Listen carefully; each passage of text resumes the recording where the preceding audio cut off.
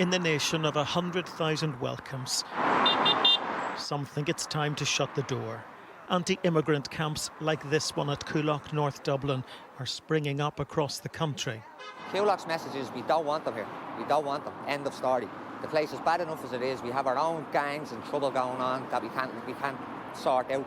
So what do you think that's going to do? It's just going to put more of a strain. How many people feel as strongly as you do to come and be part of a protest camp? 100% of the Coolock community stand behind us, as you can hear.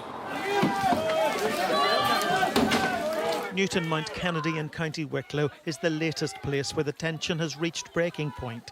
Police deployed the public order unit. 3 squad cars were damaged and 6 people arrested. It's the perfect storm, an acute housing problem in Ireland, immigration at a 16-year high. The Irish government says 80% of asylum seekers here have come from the United Kingdom, sailing into Northern Ireland, then crossing the border to the Republic, part of the EU. And the threat of deportation to Rwanda is partly responsible, according to Ireland's foreign minister. But clearly we've had an increase in the numbers coming UK to Northern Ireland and into the Republic. And it's very obvious that a Rwanda policy, if you're a person in a given situation in the UK, well then you don't want to go to Rwanda. With a population of just 7 million people, but a global diaspora of 70 million, Ireland is an immigrant nation with an immigrant challenge. The government now struggling to cope with an influx of people.